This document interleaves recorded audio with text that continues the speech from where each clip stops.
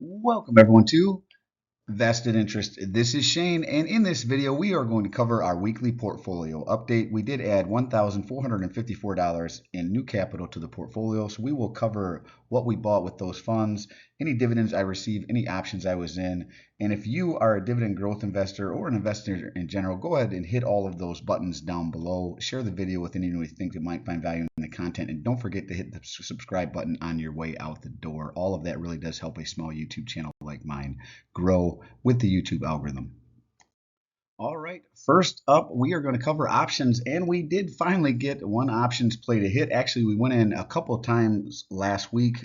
First up on Monday, nothing hit there. Tried to run 3 or 4, and then on, I believe it was Wednesday, the 20th, we were finally able to get an options play to hit there on UNH, United Healthcare, ticker UNH, out of the healthcare sector, and that -1 stands for 100 shares. So to be able to run covered calls, which is what this was, a covered call, you have to own 100 shares of the position. So -1 stands for one contract, which represents 100 shares, with a August 22nd expiration date, which was Friday. $320 was the strike price, so it would have had to have been $320 or over by Friday for the position to be called away, and we received 96 cents per share, which turns out to be $95.47.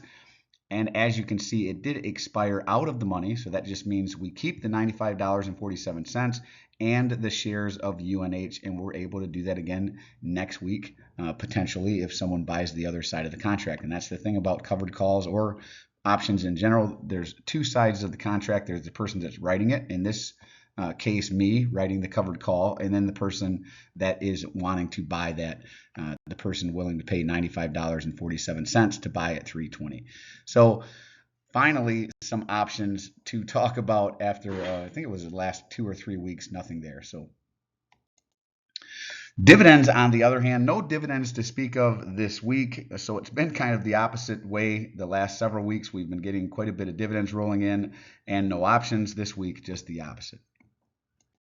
And on to new capital added. We did go in on August 18th. Well, we tried to run a few options on August 18th, which was Monday, but nothing hit. But we did add $1,001.10 to the portfolio on Monday. And with those funds, we added 3 more shares to our Pfizer position, ticker PFE, picked up those 3 shares at $25.10. This one has rebounded a little bit, but still under my cost basis and still what I feel is fair value or under fair value. So I'm going to add a little bit here. I think my cost basis is around $28. I think I'm willing to buy under 26, maybe up to 27. But we added 10 more shares to our Comcast Corp position as well, ticker CMCSA, out of the communications sector, and Pfizer is out of the healthcare sector, if I didn't mention that. Those 10 shares of Comcast we picked up at $33.26, another one that is below my cost basis, and I will probably nibble on for a while. 1 more share to our Procter & Gamble position, ticker PG, out of the consumer staples sector. Picked up that 1 share at $154.93. I'd like to get this to 100 shares. I think I'm at 98 and a little over that, some fractions of a share there. So I'd like to at least add a couple more while this one is at or around my cost basis, preferably right at this 155 or under. And then we added 10 shares to our Occidental Petroleum position, ticker OXY, picked up those shares at $43.83, and Occidental Petroleum is out of the energy sector. The $1,001.10 and the new shares picked up with those funds added $32.18 in additional capital over the next calendar year. And we went back into the portfolio on a Friday there and added an additional $453.56. And with those funds, we just added to our weekly buys. We buy these 2 positions every single week, regardless of the market. And that is 1 share of Vanguard's Total Stock Market ETF, ticker VTI. Picked up that 1 share at $314.67. And added 5 shares of Schwab Strategic Dividend Growth ETF, ticker SCHD. Picked up those 5 shares at $27.78. And the market did have a bit of a pop on Friday. I think a lot of people took the Fed chair's statement as if he's going to cut rates. We'll see if that's going to be the case next month. He did indicate that possibly the slowing of the labor market might change their outlook there. So we'll see. I'm assuming rate cuts are already going to be priced in by the time they get there, but maybe that gives us another boost in the market if they do that next month. Passive income added here from the new shares, the $453.56 picked up $8.85. Total invested for the week, $1,454.66. Total passive income added, $41.03. Quick run through the sector weight update here. Communications makes up 9.96% of the portfolio. Consumer discretionary at 3.27%. Consumer staples at 8.50%. Energy makes up 9.68% of the overall pie. Financials makes up 6.7%. Healthcare is still in the lead at 16.98% of the overall portfolio. With the recent rebound in UNH, United Healthcare, that is part of the reason this one has overtaken the overall portfolio.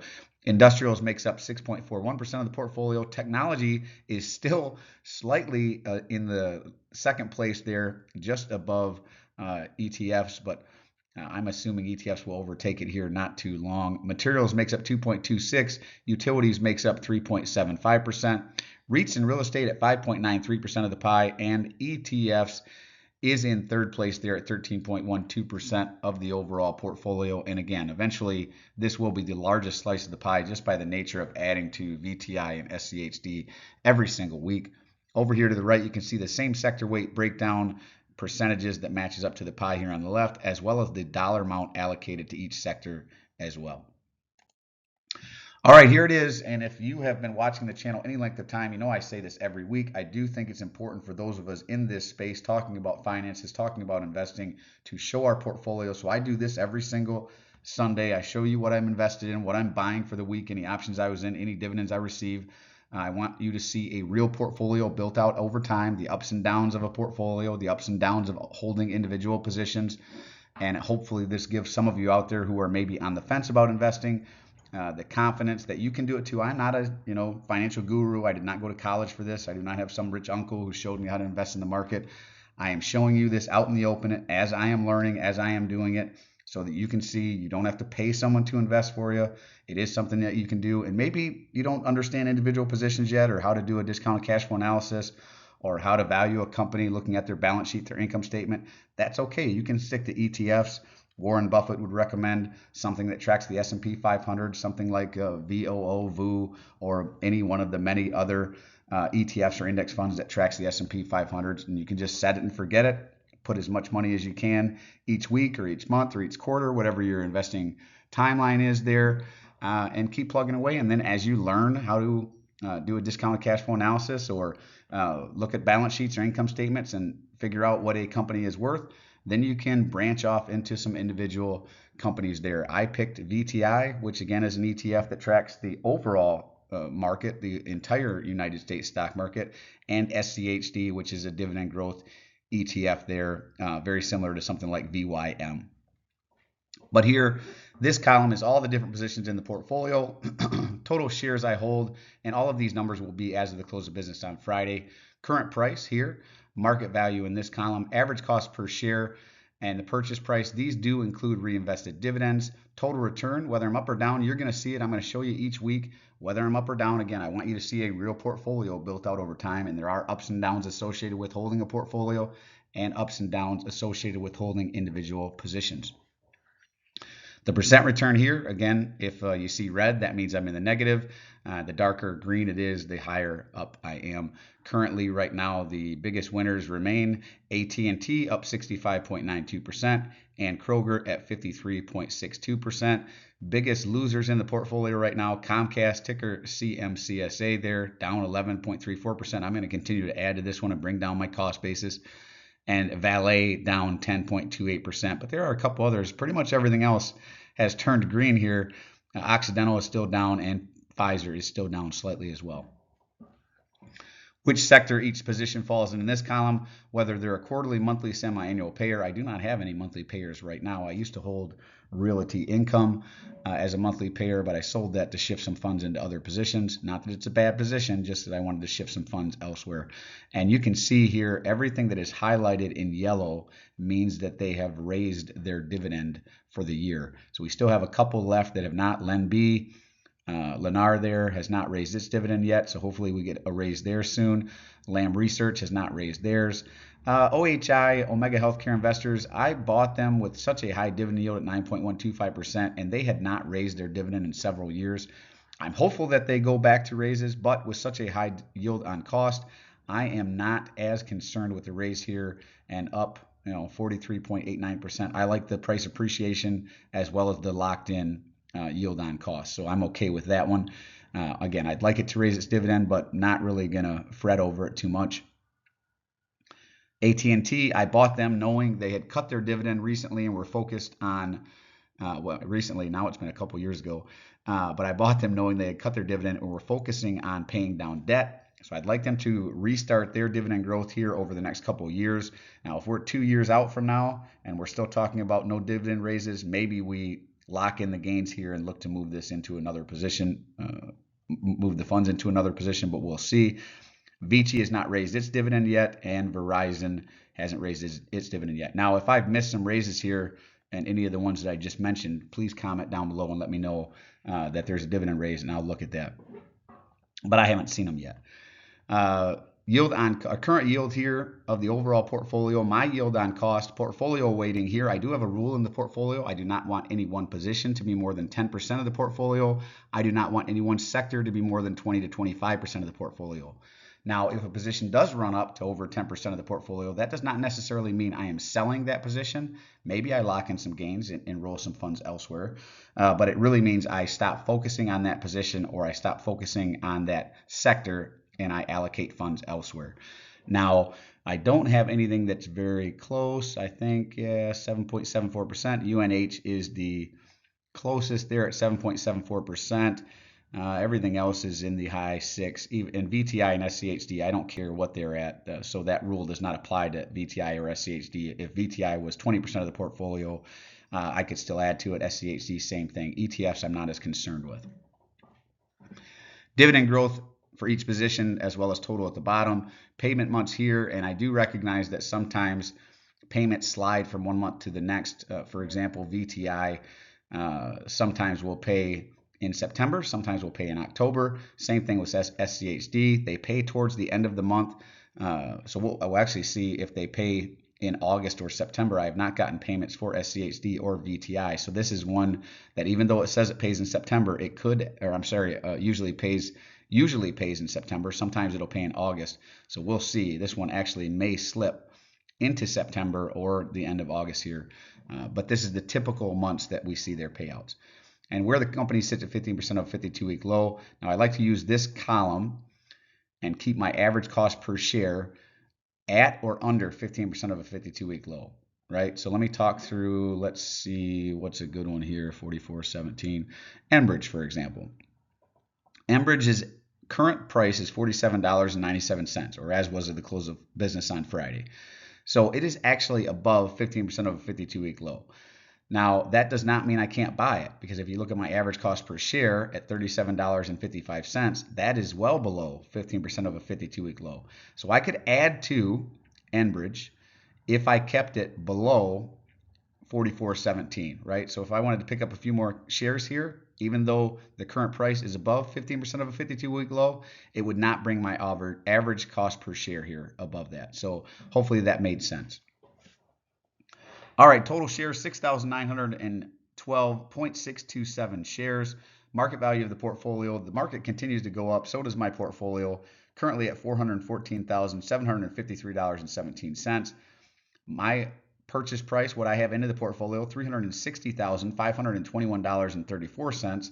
Total return currently $54,231.83. I am up 15.04%. I think I say this every week. I am not really focused on total return. I know some people that's all they focus on, but it's not really a concern for me because unless I sell out of all these positions, I do not lock in the total return, right? I would have to sell the whole portfolio to lock in this return, right? So it's nice to see that I'm up, but these are really what they call paper gains because until you sell, you don't lock in a loss or a gain, right? So this is not my main focus. My main focus is the dividends. We'll see that here in a second. Current portfolio salary per month, $1,073.87. Per week, $247.82. Per day, $35.31. And per hour, $1.47. So we are making money while we sleep, while we're on vacation, while we're having fun on a holiday or anything else whenever we're sitting around on the weekend. The portfolio overall is continuing to bring in some funds there. Current yield is 3.107%. My yield on cost 3.574%. And this is what I'm focused on. That's why it's circled over here in red and underlined. All the dividends brought in by all the different positions in the portfolio, and it currently sits at $12,886.39 and continues to grow as I add new capital, as the positions in the portfolio raise their dividends, as they pay dividends and buy more shares, and those shares add to the dividend purchase on the next payout. And again, $12,886.39. I believe by the end of September, I don't think we're going to get there next week, but by the end of September, we will be over 13,000, and I would like to be over 14,000 by the end of the year. It's going to be pretty close, but we'll see if we can get there. Dividend growth here, year over year, 6.02%. I did go in and adjust a couple of these that I noticed were off from their last payout, so that is why we were slightly above 6%. I think we were at 5.99%, so not a big change, but there were a couple that I went in and updated because I had the wrong dividend growth year over year. All right, that is really it for this one. Let me know what's going on in your portfolio. The market is really screaming again. Friday, big bump there with Powell there, kind of indicating or hinting at possible rate cuts coming here shortly. I don't know if that'll be next month or in their next meeting. We'll have to wait and see. But the market, I think, took it as rate cuts next month. So I think it's already going to be priced in by the time the rate cut hits. But sometimes that gives us a boost whenever they kind of feel like they're going to cut rates, and then also whenever we get them. So we'll see what happens in September whenever they have their next meeting. All right, as always, appreciate you stopping by. If you haven't done so already, don't forget to show me some love. Hit that thumbs up, ring the notification bell. Most importantly, hit that subscribe button. Join us on this journey to financial freedom. Join the vested interest community. Drop a comment down below. Let me know what's going on in your portfolio. What did you buy this week? What are you adding to currently? Anything you think is undervalued? Or maybe you're sitting on the sidelines with some cash, waiting for some pullbacks. Let me know what positions you are watching for those pullbacks. I do personally read and respond to the comment. I'm always interested to read your questions, opinions, or suggestions for future topics. I do the stock pick of the day video series Monday through Thursday. So if you have a company you'd like me to cover in that series, we can take a look at it on a day it's pulled back, run it through my screener, see if it makes it onto my watch list. And this is Shane signing off, wishing peace and prosperity to you and yours. And remember, financial security comes to those who take a vested interest. Hey, thanks for stopping by. Thanks for tuning in. Hope you have a great weekend, and we will see you in the next one. I'm not a financial advisor. Nothing in this presentation should be considered financial advice. I'm only sharing my opinion. Invest journey for educational and entertainment purposes. Investing involves risk. You can lose money. You should never invest any amount you're not comfortable losing. Always do your own research. Invest based on your situation, circumstances, and select criteria, or seek the advice, counsel of a certified financial advisor.